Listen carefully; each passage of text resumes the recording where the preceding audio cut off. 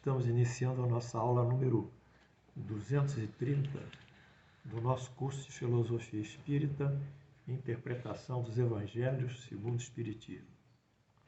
Peço a gentileza de clicarem aí, se inscrevendo no curso e recebendo logo que a aula suba para o YouTube a seu aviso. Na aula anterior, nós terminamos o estudo sobre o livro Gênesis do Advento de Adão. Tudo que nós estudamos sobre a raça adâmica, do ponto de vista espírita, a idade dessa raça em relação aos estudos de geologia, antropologia, paleontologia, genética e outras áreas da ciência. Enfim, fizemos uma comparação entre evolucionismo e criacionismo, as tendências criacionistas e as tendências evolucionistas. Enfim, fechamos o advento, o surgimento de Adão. Na aula de hoje, nós daremos continuidade a outro tópico importante do livro Gênesis, do livro Gênesis de Moisés, que é o estudo do dilúvio. Vamos então, amados alunos, a esse tema tão sedutor. Dilúvio. Vem do latim diluvium, dilúvio. Dilúvio significa inundação universal. É o mesmo que inundação universal. Bom, as gerações que sucederam Adão e seus descendentes, essas gerações, elas entraram em estado de corrupção. A moral e os costumes caíram para uma franca dissolução.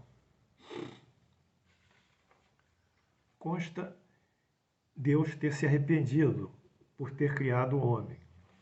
Essas narrativas da Bíblia, eles colocam Deus muito igual ao homem, um Deus antropomórfico, que toma medidas, que depois se arrepende, que seu humor varia, que oscila para uma situação de benesse, outra hora é uma situação de punição, sanções, castigos.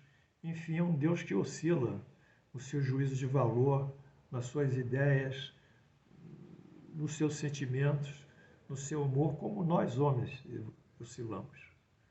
Mas isso faz parte, da narrativa. Nós vamos estudar isso, mas essa é a narrativa que nós encontramos nesse texto aqui sobre o dilúvio. Então Deus se arrependeu de ter criado o homem e tomou uma decisão. Farei desaparecer da face da terra o homem que criei. Gênesis 6,7. Então ele cria o homem e vai fazer o homem desaparecer. Porém Noé achou graça diante do Senhor por ser justo e correto. Em razão do seu arrependimento, Deus enviará o dilúvio que afoga em imensas águas os homens. A humanidade será então extinta, segundo Deus. Noé e sua família vão constituir uma exceção. Para tal seguida determinação de Deus, Noé constrói uma espécie de arca, que é um grande barco, onde abriga toda a família e todos os animais da época. Vamos ver o que consta do livro Gênesis, versículos 5 a 9. Viu o Senhor que a maldade do homem se havia multiplicado na terra, e que era continuadamente mau todos os desígnios do seu coração. Então se arrependeu o Senhor de ter feito o homem na terra. Isso lhe pesou no coração. Disse o Senhor: farei desaparecer da face da terra o homem que criei, o homem e o animal, os répteis, as aves dos céus, porque me arrependo de os haver feito. Mais uma vez, meus alunos, sobrevém esse caráter antropomórfico de Deus, que a semelhança do homem dialoga sobre suas inconsistências, inquietudes e retroage e arrepende-se até com referência à criação do homem.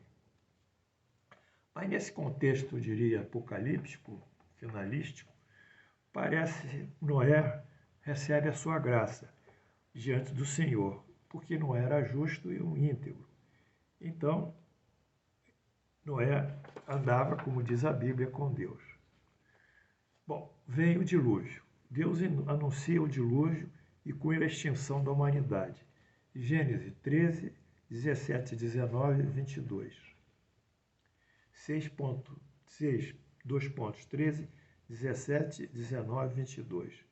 Então disse Deus a Noé: resolvi dar cabo de toda a carne, porque a terra está cheia de violência dos homens. Eis que os farei perecer juntamente com a terra.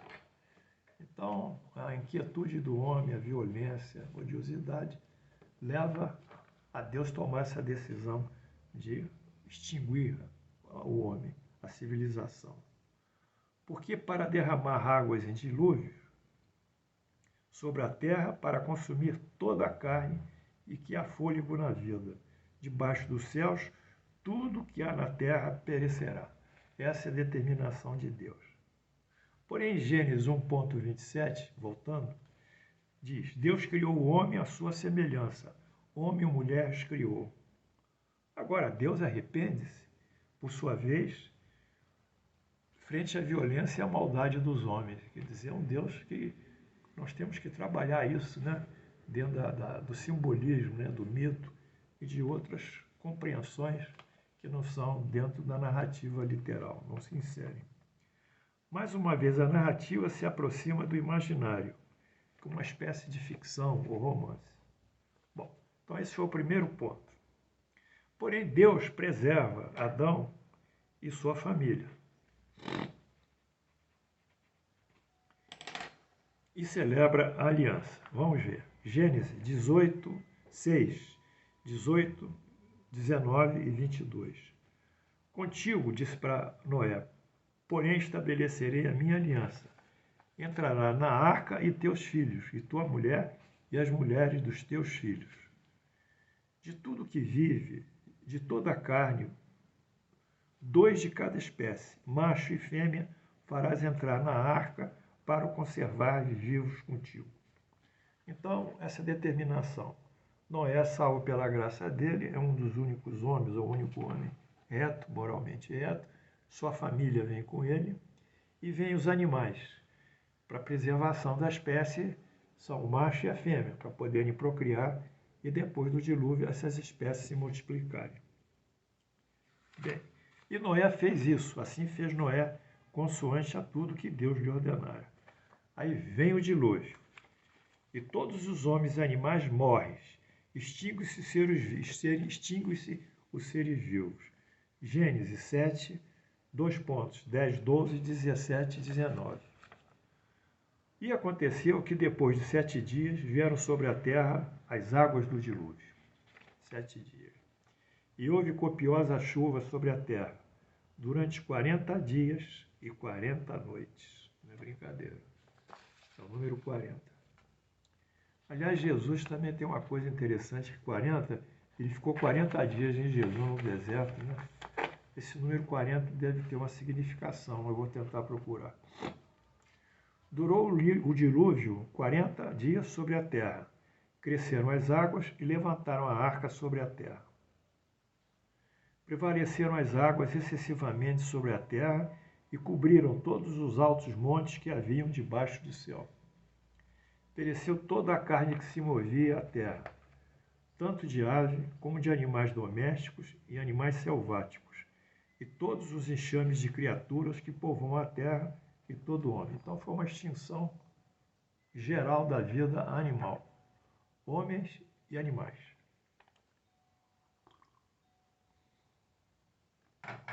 As águas baixam, Noé e todos saem da arca. Surge nova humanidade. Aí a ressuscitação pela água. Vai surgir a nova humanidade. Gênesis 8, 15 e 19. Então disse Deus a Noé: sai da arca e contigo tua mulher, teus filhos, os animais que estão contigo, de toda a carne, assim aves como o gado e todo o réptil que rasteja sobre a terra. Faze sair a todos para que povoem a terra, sejam fecundos e nelas se multipliquem. Então, iniciou uma nova humanidade.